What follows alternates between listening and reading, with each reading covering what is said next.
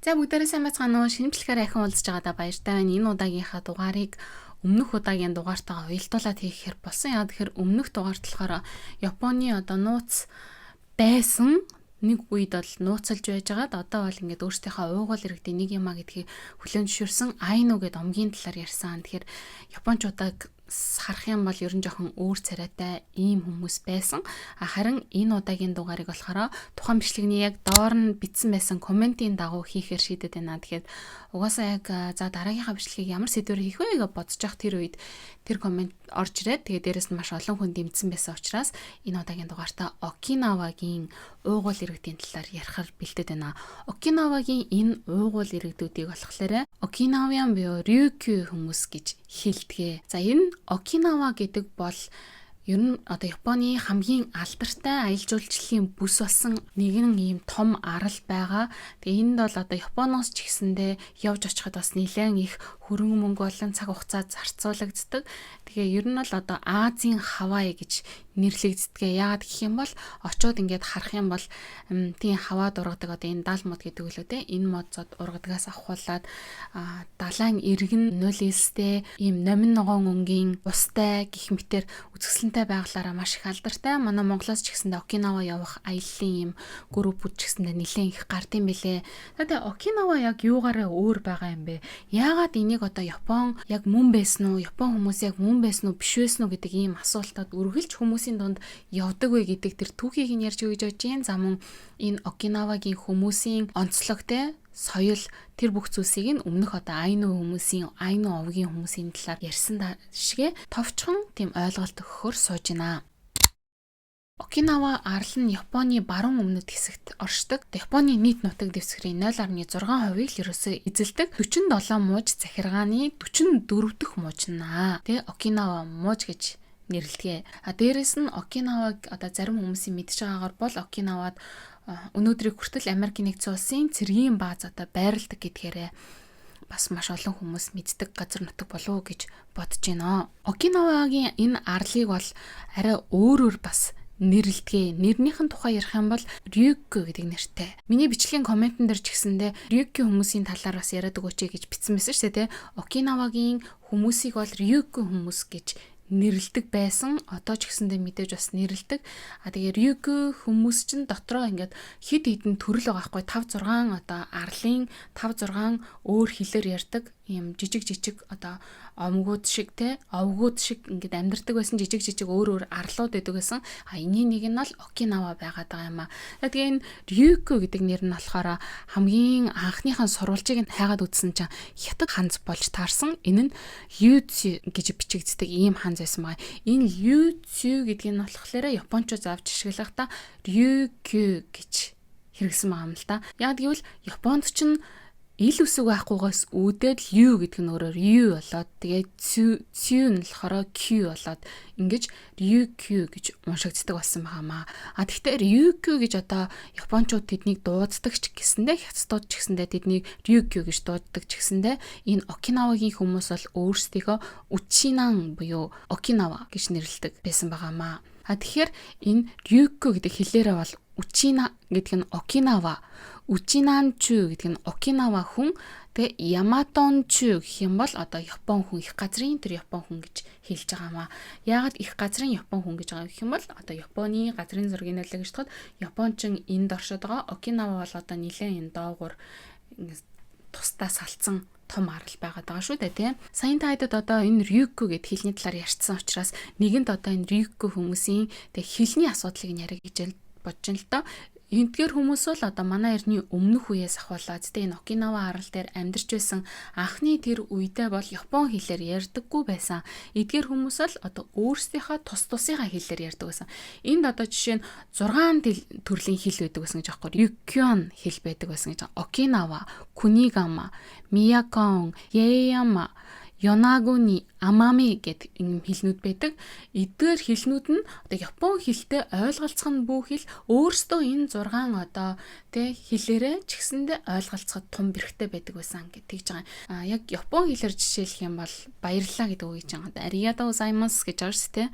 Тэгэнгүүт энэ Окинаваны хэлээр болохоор Nifede biru гэж байгаа. Энийний одоо нэг Amami гэ бас арлын хүмүүс Arigate samariyota гэж байгаа. За тэгэнгүүт тавтан морилно гэдэг үгийг Японоор Yokoso гэдэг бол одоо Окинаван хэлээр болохоор Mensore гэдэг ч юм уу те ингээд тис ондоо хэл байсан гэдэг нь бол те ядчил одоо юу гэдэг язгуурын хувьд жоохон төстэй байх юм бол эдгээр чинь нэг язгуур нь жоохон төстэй сонсогдноод те тэгтэл мэдгүй тэгээд яг энэ Окинаван хэлээр ярьж байгаа одоо насны яриаг би сонсоод үзсэн чинь ингээ халт сонсохоор яг Япон хэл юм шиг заа яг ингээ Япон хэл тэгсэн мөртлөө ингээ шал өөр юм яриад байгаа байхгүй шал ингээ ерөөсөй ойлгогдохгүй тэгтээ сонсохоор ингээ яг Япон хэл шиг сонсогддог одоо би даа ярьж байгааг сонсоход үзүүлье さつまいもよ。形四角はちっちゃい。우리紙だよ。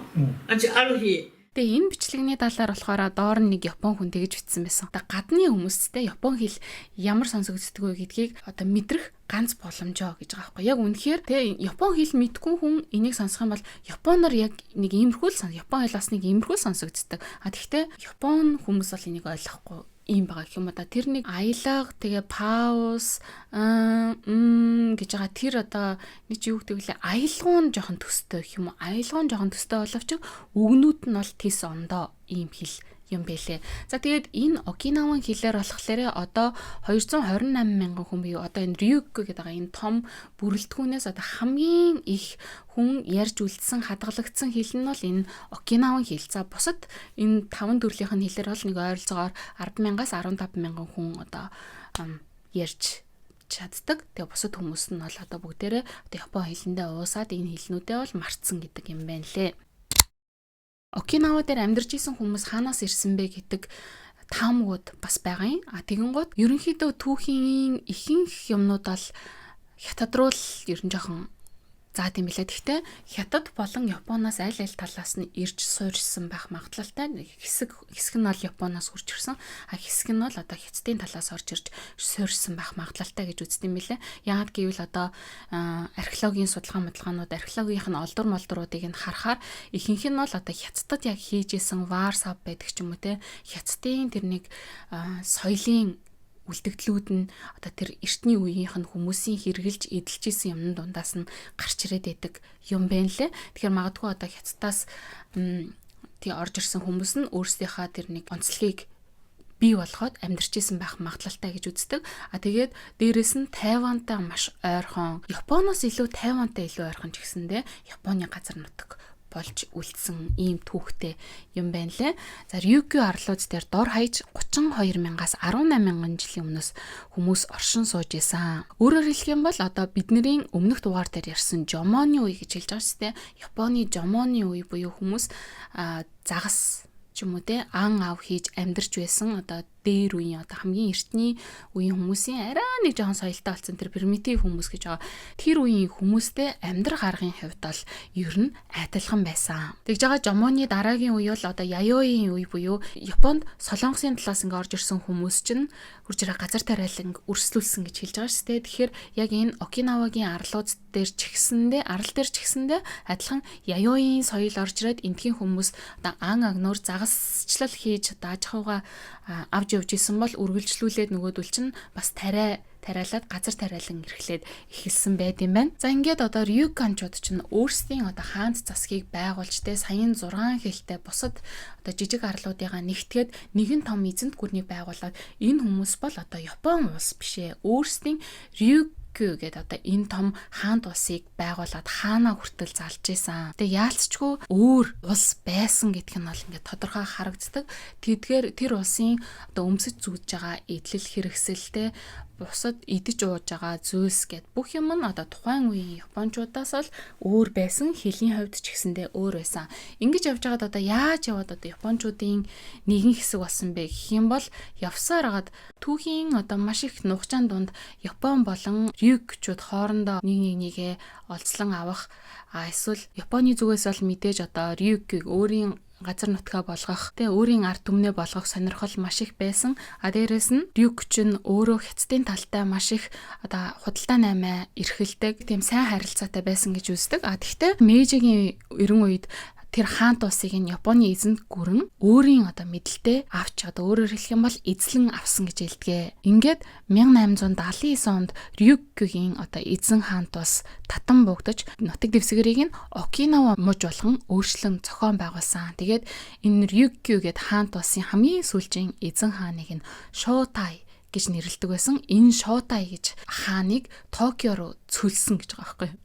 Токио руу цөлнө гэдэг одоо бас сонно тий. Ингээд одоо Мэйжигийн засгийн газар чинь өөрөө өмнөх дугаарт хэлсэнчлэн айнуучуудыг ч гэсэндээ өөрсдийнхөө одоо нэгэн хэсэг болгож авахын тулд өөрсдийнх нь тэр нөгөө онцгой байдал болох хил ус, хувцас сунар тий тэр бүх юмнуудыг нь бүгднийг одоо хориглоод зөвхөн Японы хэлээр ярих хэвээр, хүүхдүүд нь Япон хэлийг үзэх ёстой, Япон сургуульд явах хэвээр, Япон хувцас өмсөх хэвээр, Японоор үсээцсэх хэвээр гэдэг яг адилхан шаардлагуудыг одоо энэ Рюкю буюу Окинавагийн оршин суугчдад тэгж тавьсан.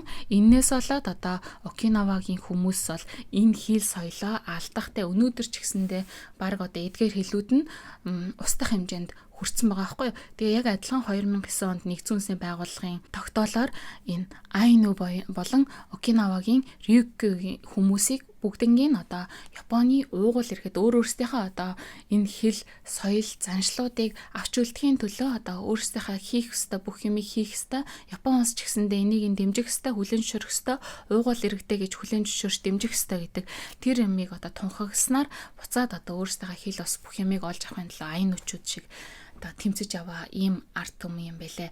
Гэхдээ Окинавагийн байдал бол те айнуучуудтай харьцуулахад бас Японы энэ дарамт шахалт те өөрсдийн газар нутагтаа нэгтгэх, өөрсдийнхөө соёлд уусгах тэр бодлогоос гадна мэдээж дэлхийн 2 дугаар дайн гэдэг том юм тэднүүсийг хүлээж исэн. За тэгвэл одоо хүмүүсийн дүр төрхөнтэй анханасаа ингээ харахад ер нь Аз царайтай. Өмнө нь хэлжсэн шүү дээ. Айнуучууд бол жоохон нэг тийм хойшоогоо тий хөнгөхгөр нүд мүдтэй өмсөж байгаа хувцас сунар мунар нь байдаг ч юм уу. Жоохон тэр хээ уугалсан жоохон хойшоогоо хамар нь өндөр байдаг ч юм уу тий. Харин Окинавагийн уугуул иргэд нь бол ерөнхийдөө тийм нэг тэ Хятад, Япон холимогдоо тийм ер нь Аз дүр төрхтэй байдаг. Харин хувцас сунарын хувьд бол жоохон Хятад тал руугаа. Тэгэнгүүтээ Википедиа дээрээс миний олж харсан энэ зурган дээр энэ Рюкюгийн лам байгаа байхгүй. Энэ ламын өмссөн байгаа хувцсыг нь харах юм бол яг бидний мэддэг нөгөө Хятадын тансан ламын баруун этгээдэд зорчсон үлгэр өлөө те тэр сүн өнгөнтэй тэрний ламын өмссөн хувцастай маш адилхан харагдана. За энэ дээр мөн Рюкю иргэдийн бүжигчин эмэгтэйгийн хувцсных нь малгайг нь таад харах юм бол энэ ч гэсэндээ маш одоо танил байгаа. Ийм малгайг бол Японд бол өмсдөггүй.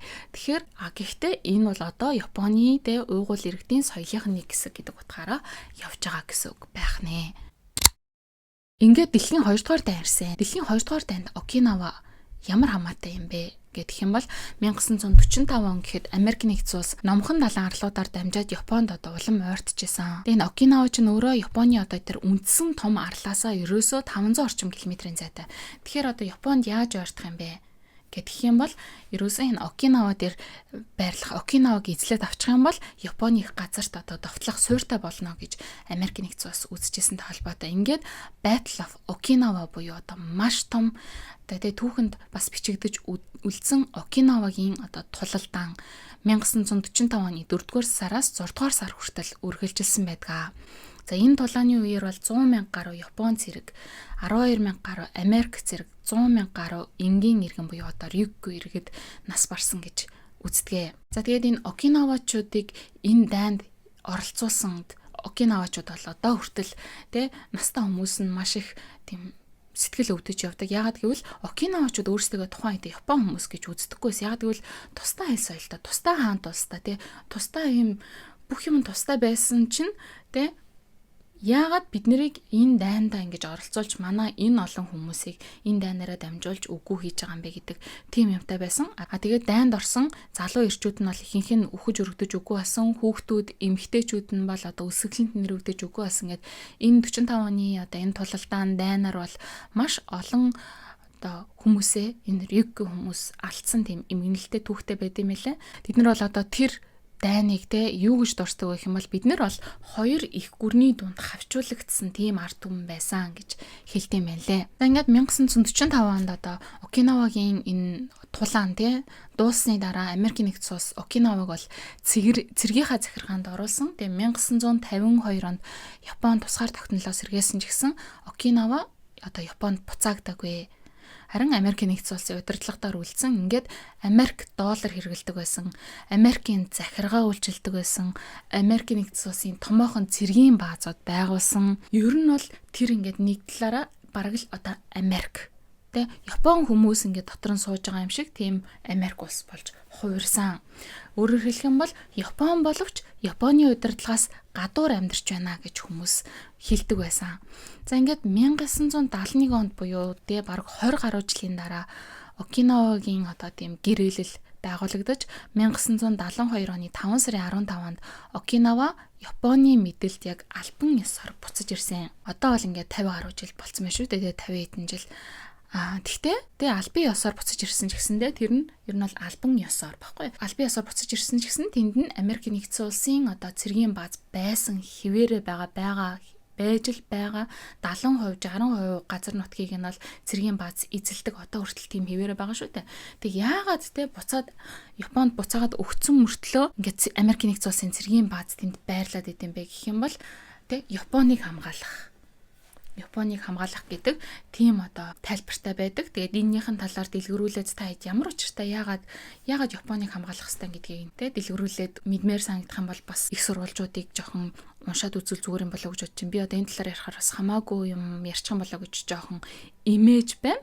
Ерөнхийдөө бол те Япон улс чинь өөрөө дэлхийн 2 дугаар дайны дараагаас өөрсдийгөө одоо ахиж цэрэг зэвсэглэлээр оролдохгүй, ахиж одоо тийм цэргийн том хүчин одоо баазыг байгуулахгүй гэж дэлхийн маш олон орнуудад амлалт өгчиж, өөрсдийгөө гэмшиж байгаагаа одоо түүгээрээ илэрхийлж, буцааж бусад улс орнуудаас итгэлийг олж авч өнөөдрийн энэ хэмжээнд одоо хүртэл хөгжсөн учраас цэрэг зэвсэглэлээр хөөцөлддөггүй. Өнөөдөр ч гэсэндээ энд байгаа одоо цагдаа цэрэг хүчний айрмуудыг нь бол цэргийн хүчин гэхээсээ илүү өөрийгөө хамгаалах хүчин. Зүгээр л одоо тэр дотор болж байгаа янз янзын нийгмийн асуудлуудыг зохицуулах үүрэгтэй хүмүүс гэж үздэг болохоос ш гадагшаага одоо дайн байлдаан хийх ч юм уу те. Тиймэрхүү юм ядаггүй хизээч одоо бусад томоохон гүрнүүд шиг цэрэг зэвсэглэлтэй цэрэг зэвсэглэлийн том одоо бүтээгдэхүүнүүдэрээ ч юм уу те сурталчилгаа хийж манайх ийм юмтай гэж тэгж зөрхилдөггүй улс шүү дээ те. За тэгээ Окинавагаар бол одоо маш их юм шийдэгддэг, маш их улс төржилт явдаг гэл ер нь Окинавагийн талаар ярихад миний одоо мэдлэг бол цаашаага хэцүү тийм учраас би бол яг одоо өөрийнхөө ярьдаг одоо сэдвийн хүрээндээ илүүтэй соёлынхын талаас та хэдтэй сайн тайлбарлаад явъя гэж бодож байна. За тэгээд энэ Ryukyu гэдэг хүмүүс маань шашин нь ямар шашин байдаг вэ гэх юм бол Ryukkan шашин гэж нэрлэгддэг. Энэ нь Шинто болон буддизм хоёрыг одоо хооронд нь ингээ жоохон холсон мэт бас адилхан анимист үзэлтэй. Энэ нэг талаараа одоо байгалыг мэдээж шүтэж тагж байгаа ч гэсэндээ өвөг дээдсээ бас шүтэж тагдаг гэх юм уу да тий. Айнуучууд бол ерөөсөө л яг байгалыг шүтдэг. За бурхан бол ерөөсөө байгалийн бүх газар байгаа гэж үздэг хүмүүс шүү дээ тий. Гэтэл эдгээр одоо Окинавагийн Ryukyu хүмүүс болохоор өвөг дээдсээ дээрээс нь байгалаа сүлэн тэгж одоо өөрсдийн шашныг бий болгосон тийм хүмүүс эд юм билээ. За тэгээ Окинава арал дээр очих юм бол юм хамгаалагч одоо ноход арслан Окинавагийн одоо гол бэлэг тэмдгүүдийн нэг бол тэр арслан байт юм билээ. Ямар нэртэй лээ цааз юу лээ? Шиса байдаг. Энэ шиса бол Окинавагийн нэрийн бүтээгдэхүүнүүд дээр энэ шисанууд байдаг. Энэ шиса бол одоо нохоо тэгтээ дээрээс нь нэмээд арслан багт байгаа байхгүй. Тэгээ энэ бол одоо хамгаалагч бурхан гэх юм уу, бурхны хамгаалагч гэх юм уу. Ямар ч лээсэн гэсэн одоо тухайн тэр газрыг бол хамгаалдаг гэдэг утгатай. Тэгээ орж байгаа газрын үүдэнд бол энэ шисанууд ингээд байж идэг. За тэгээд хөгжмийн зэмсгийн хавьд болохоор одоо шанз гэдэг хөгжим байгаа шүү дээ. Тэр шанзтай жоохон төстөөдөө тэр нь могоон арьсаар яг ингээд тог гэд дугартал нь юм хатаагаад нойтон дээр нь татаад ингэж хийдэг. Тэгээ тэрийгээ бол өөрсдөө одоо манай монголчууд морин хураа яаж одоо хүндэтгэж те амьд хөгжим юм аа, энэ бол одоо амьд юм аа, амьд дуу гарч байгаа юм аа гэж үздэг шиг өөрсдөө ч гэсэндээ энэ бол энийг амьд хөгжим юм аа гэж тэр өөрсдийнхөө үндэсний хөгжмийг бол тайлбарлаж бахархдаг юм билэ. Тэгээд энэ үндэснийх нь хөгжмийг нь хэрхэн дугардгийг та ядаад бас сонирхолтой гэж бодож байна.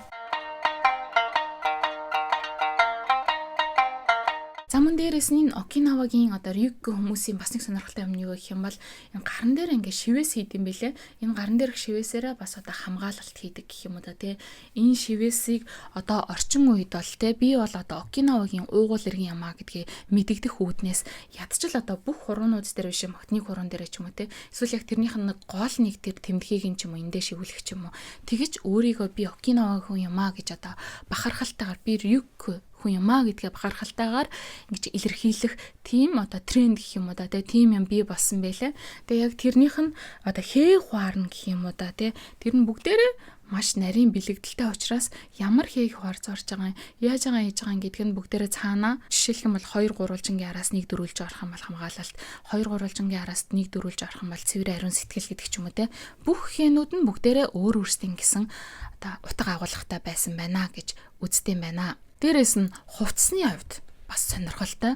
Энэ хувцс нь бол кимоногоос бага зэрэг өөр. Ер нь бол өнгө төрхийн хувьд бол жоохон урагшаага чиглэлтэй байсан гэдгсэн шүү дээ. Харин хэлбэр дүрснийх нь хувьд жишээлх юм бол урт талдаа хөндлөн гарсан ийм нөмөргийг ажилчин болон дээд давхархынх нь нөмсдөг. Тэгтээ уртаараа ялгагдана. Өвдөгнөөс шагаа хүртэл хэмжээтэй байна. Ажилчин анги бол ерөөсөө өвдөг хүрсэн нөмрөг өмсдөг байсан бол дээд давхархынх нь шагаа хүртэл нөмрөг өмсдөг байсан.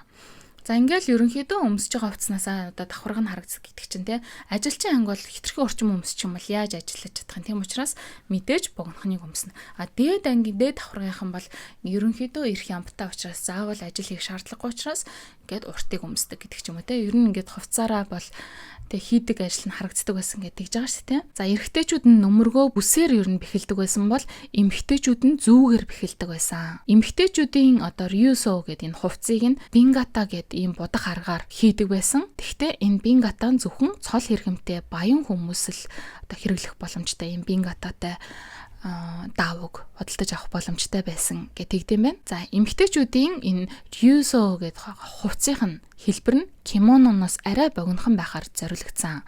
Тэгээд дүжин гээд дээгүр хувцас болон какан юпк хоёроос бүрдсэн хэсэгтэй байдаг. Тэгээд энэ хоёрынхаа дээгүүрээ ватансу гээд юм дээгүр өмсдөг сул хувцсыг өмсдөг байсан байна. Тэгээ зөвхөн хааны гэр бүлийнхэн болон аль эсвэл дайчин ангийн арай жоохон тийм давхар гондрын хүмүүсийг энэ дүжин болон өмд хоёрыг одоо хослуулж өмсөх боломжийг олгодог байсан гинэ. Рюканы энэ хувцас нь Японд өмсдөг хувцаснаас нэгдүгээрт богинохон байснаар ялгаатай гэж байгаа.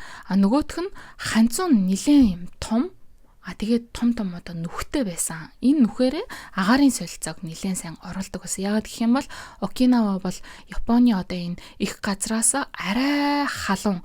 Ер нь өвлийн улиралдаа ч гэсэн 20 градусаас доошо буудаггүй гэдгээр онцлогтой байгаад байдаг. Рюсун кимоното өмсдөг өргөн одоо обигийн оронд нэмгэн бүс ашигладаг байсан гэдэг чинь оби ч юм бол одоо Японы тэр нэг кимонон дээр өмсдөг юм бүс шиг юм ийм хэлж байгаа шүү дээ. Тэр обины оронд арай жоохон жижигхэн юм хэрэгэлдэг байсан байна л да. Тийм учраас одоо хөдөлгөөд хөнгөн бие дэвтэйхэн тийм байдаг байсан болов гэж бодож байна. За ингээд Окинава дээр одоо Америкийн цэргийн бааз одоо байрласнаас хойшоогоо өдгөө бол одоо хэдэн жил өнгөрч байна те. Өчнөө олон жил өнгөрсөн. Тэгээд Окинавагийн хүмүүсийн дүр төрх нь одоо энэ олон жилийн хугацаанд те 70-80 жилийн хугацаанд бол нэлээд өөрчлөгдөж эхэлсэн. Тэр нь бол мэдээж тэнд Америкчууд маш их амьдарч байгаа учраас Америк хүмүүстэй одоо Японы эмэгтэйчүүд гэрлэж гэр бүлэх болох тохиолдол маш их ихсэн учраас тийм Америк Японы эрлэг хүүхдүүд маш их болж дүр төрхийн хувьд жоохон Америк талаа дуурайх ч юм уу те. Тэр байдлаас болоод Окинавагийн иргэд бол одоо ингээ харахад бас анхны дээр Рюкю хүмүүс гэхэд бол жоохон хэцүү болсон арай өөр царайтай одоо болсон ямар сандаа нөгөө Японы одоо их газраас Окинавагийн арал дээр очиод нэвтрүүлэг хийх гээд очиж байгаа байхгүй. Тэгээд нэг хоолны газар оронготой. За энд Окинавачууд байна уу гэл ингээ орсон чинь дандаа гадаадд сууж харна. За аргагүй л манай Японы юм алдартай аялал жуулчлалын газар шүү дээ гэл. Тэгээд хилээ гарах гэсэн чинь тэнд сууж исэн бүх хүмүүс нь юу яриад байгаа юм бэ? Бид нар бүгдээрээ Япон хүмүүс биш үү гэсэн бүгд юм Америк царайтай хүмүүсээс тэгээ юу та нар ч Япон хүмүүс юм уу гэж гайхсан гэдэг шиг тэрэн шиг одоо Окинавагийн ихэнх хүмүүс бол ер нь тэ өөр дүр төрхтөө алижинаа жоохон европчууд дүр төрхийг олж авсан байдгаараа алдартай. Тэгээд Окинавагаас тэгээд ийм царайлаг одоо хүмүүс нэлээд төрж гардаг учраас одоо Японы урлагийн салбарт бол нэлээд бас хүч төрөн орж ирдэг. Дээрэс нь рэперүүд бас нэлээд алдартай байдаг. Окинавагаас гаралтай шууд одоо англиар үгэлдэг ч юм уу те.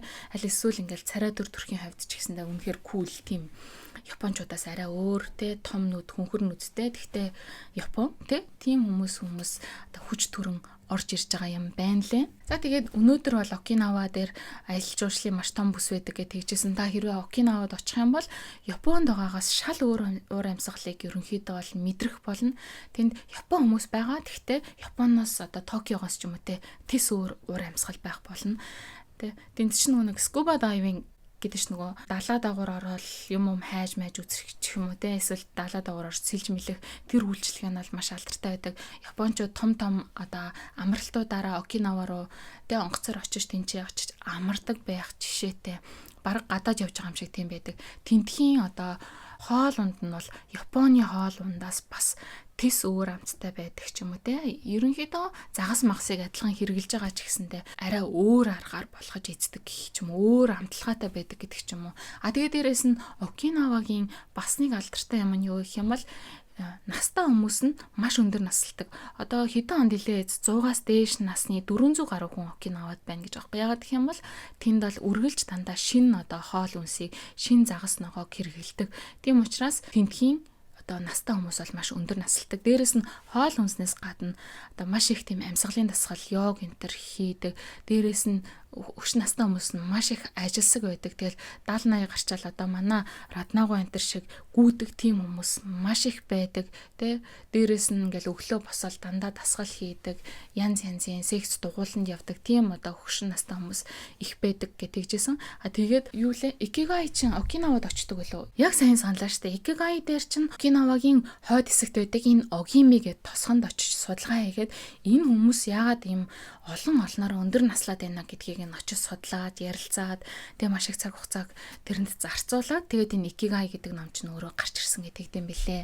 За тэгээд ерөнхийдөө юм байна да. Санамсаргүй байж байгаа ерөнхийдөө та эзтэй ингээд өөрийнхөө жоохон олсон мэдээллүүдээ товчлоод хүргэлээ. Тэгээд энэ удаагийн дугаар маань жоохон өөрт маань арай сансныг бодох юм бол бага мэдээлэл хүргэсэн ч гэсэндээ хэрвээ сонирхож байгаа хүмүүс байх юм бол энэс цаашаа илүү дэлгэрүүлээд сайн судлаад, сайн сонирхоод илүү гоё мэдээллүүдийг олж аваарай гэж хүсэх байна.